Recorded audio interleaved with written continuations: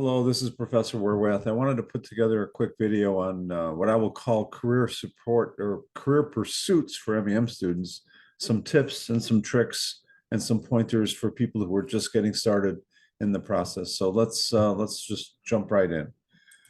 So some initial pointers for a tough job market, and at least in the winter of 2023, we are looking at what looks to be a pretty tough job market, right? My first pointer is to get that first safety offer. Don't, before reaching for the stars, reach for familiar turf. The industry you worked in, the job that you used to have, the job that you were very good at back in your home country. Build on that instead of reaching for something that you've never done before. Don't be too narrow in your search, right? So by that, I mean, if you're focused on being a product manager, just recognize that there may not be that many product management roles and opportunities out there. So by narrowing your search, you're shutting down a lot of opportunities for jobs that might be just as satisfying, just as rewarding, just as lucrative, just as interesting. So don't be too narrow in your search, right? Don't assume that you can get a role in the US that you've never done before, especially if you were new to the US. I don't care what degree you have or where it came from.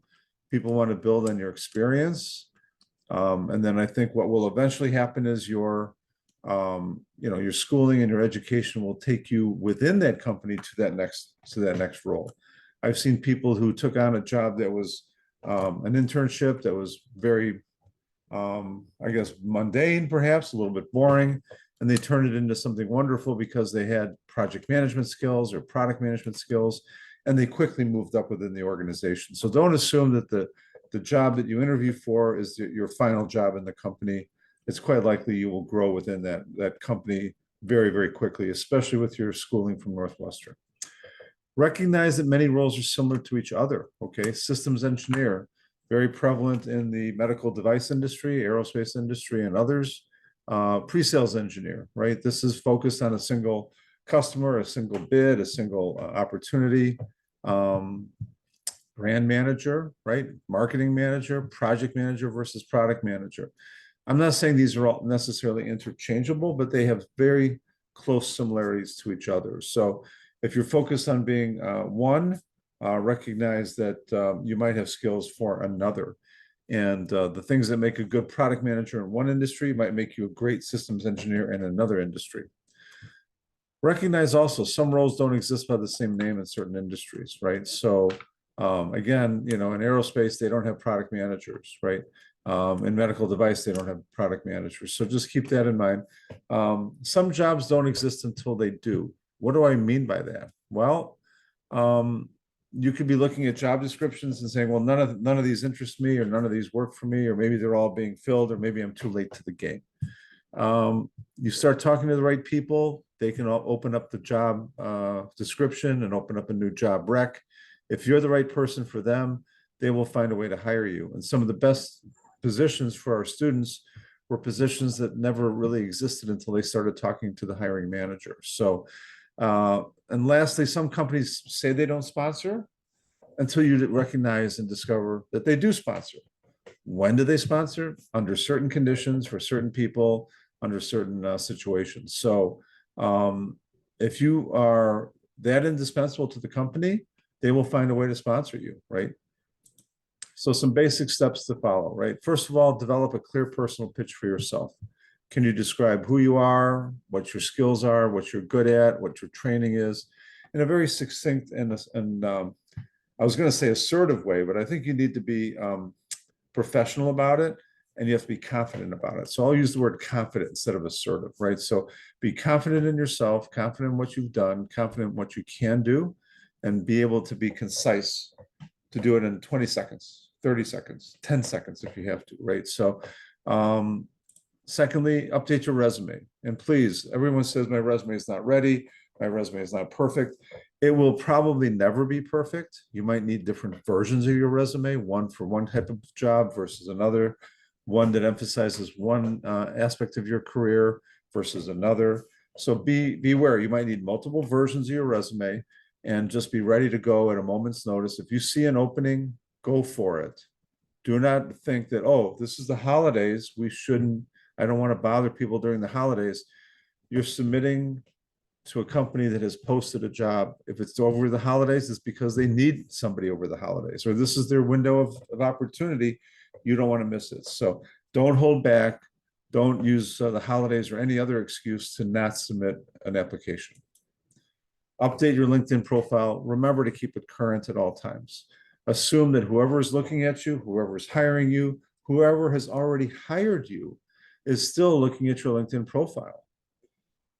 By that, I mean, if you say on your LinkedIn profile that you're open to work and you just accepted a job 2 weeks ago from a company, that company might be upset that you are still open to work after you've accepted a job from them.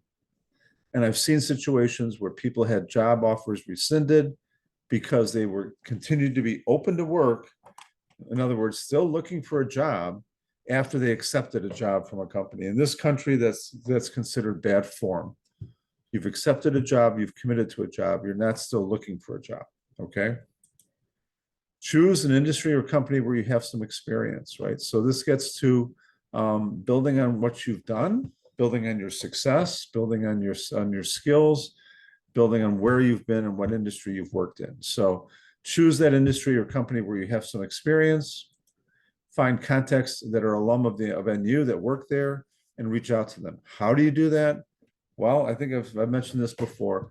The LinkedIn group has the ability to search it, as well as the Northwestern alumni database. As students and alum, of course, you can easily join the alumni database. And once you do, you can make that your searchable database for contacts that are NU alum that work in that target company or that target industry. So always start by saying, hey, I'm a Northwestern student.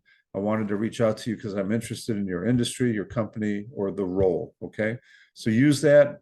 I would say 90+% of the time, the Northwestern alum will be receptive and will be glad to talk to you. Try to set up an informational interview. If you can, do it face-to-face. You know, Zoom is great, but not so great in some ways. Face-to-face is best. If you can do it over a cup of coffee or breakfast or something like that, something informal, ideally on their turf, so you make it convenient for them. Go out of your way to meet with them. Even if you have to take an Uber to get there, it's worth it. That face-to-face discussion might be worth submitting 100 resumes to 100 different websites, okay? Try to get a sense of what is currently open and what might be open in the future. So don't necessarily target exactly today, especially since you're not going to be working exactly today or tomorrow, right? Or even a month from now. Some of you are looking for jobs that might be, available for you 3, 4, 5, 6 months from now. So try to see if there is a need, if there is something that you can fulfill better perhaps than anybody else, right? And in some cases, guess what? That relationship is probably going to be more important than to immediately get a job, because that relationship might lead to other relationships that they can introduce you to, people that they know, people in different companies or industries.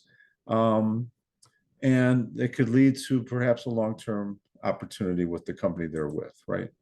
So see how this relationship can lead to other relationships. Focus on getting to know that person, but also having them getting to know you, and have a little bit of a vested interest in your success, right? People want to help, especially alum. They want to help students. They want to help you succeed. So make it easy for them, and also make it easier on yourself.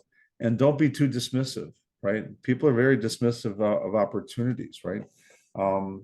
If they say they don't sponsor, guess what? They might very well sponsor.